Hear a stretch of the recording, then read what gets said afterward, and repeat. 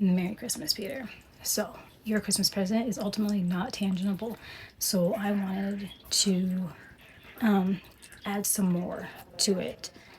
That way, it felt a little bit lasting, a little bit longer lasting than just the piece of paper that could be recycled, reduced, and reused for other purposes, right?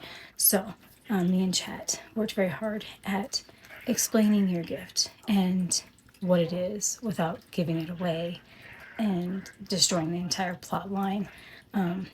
So let's get into this. Hello, gentle listeners. I come at you with a submission, not quite a letter, but more of off my chest. So let's get into it. I don't know how to explain what happened in my town, but it started at the rink, dated March 2023. I don't really know why I'm writing this, except that it's late, the house is quiet, and my brain won't shut up. I keep telling myself I'm overthinking it, but that hasn't worked yet.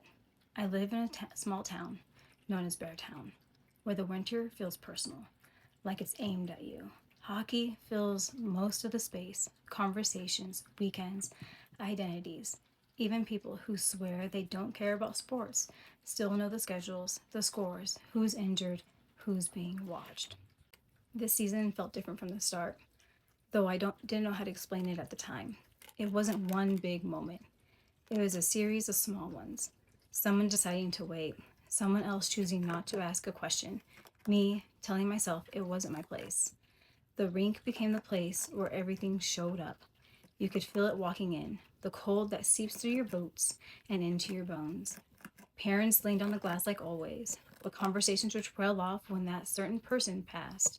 I noticed kids checking the stands before looking at the eyes. That part stuck with me. There's one kid I keep thinking about, not because they did anything wrong or dramatic. They just didn't disappear, and somehow that felt threatening to people. I remember thinking how fair that was, and then immediately wondering why I didn't say anything. Games kept going, practices stayed packed, wins felt louder than they should have, losses landed harder. Every cheer felt like a choice, even when no one admitted it. That's what it was. I started seeing the ripple everywhere, at the grocery store, in the school parking lot, and how people suddenly had very strong opinions they couldn't quite explain. Once I noticed it, it felt impossible to ignore. I don't think anyone woke up planning to hurt anyone. I think people were protecting something, their kids, their reputations, their version of the town. But protection has a cost, and it doesn't always charge the people making the choices. Day 1, April 2023. The ripples didn't calm down like the people said they would. They just froze in place. Then the storm hit, the kind that shuts down roads and knocks out power and turns inconvenience into tension. Our rink stayed open, so we started sharing it with the neighboring town. Logistically, it made sense. Emotionally, it was a disaster. That town has always been our rival. Not officially, not in the way people admit to, but enough that everyone feels it. Sharing ice meant sharing space. Schedules, locker rooms, stands. Suddenly, there was no buffer. You could hear it in the way parents talked during the games. You could see it in how kids mirrored. Every practice felt like it mattered more than it should have. Every whistle sounded sharper. The cracks from earlier in the season started spreading, and no one was pretending they didn't see them anymore. I caught myself choosing sides without meaning to, thinking we instead of they, feeling defensive over things I hadn't felt responsible for before. That scared me more than the yelling or the tension because it meant the ripple had reached me too. It had quickly become us versus you.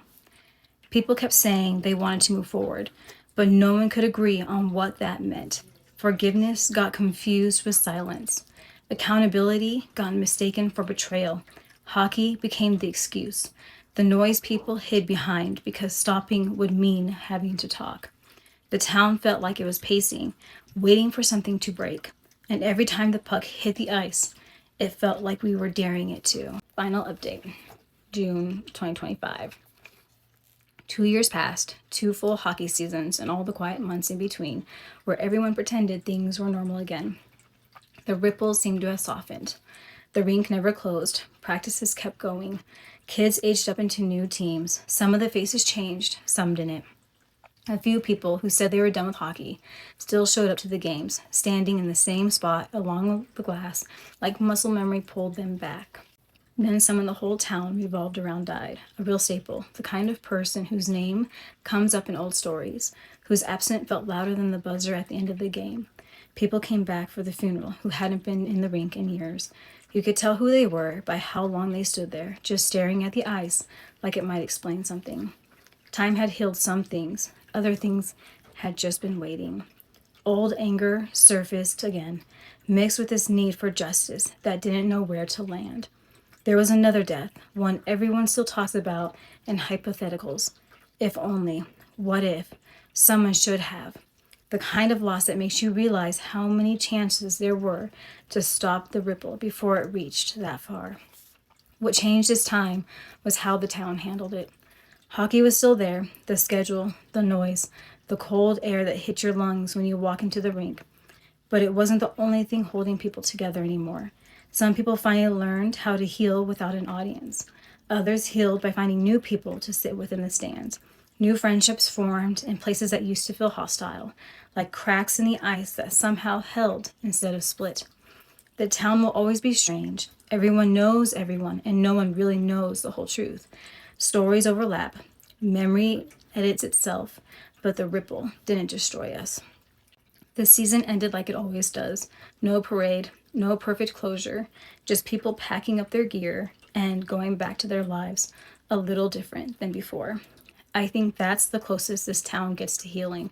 And honestly, if that doesn't make them winners, I don't know what does.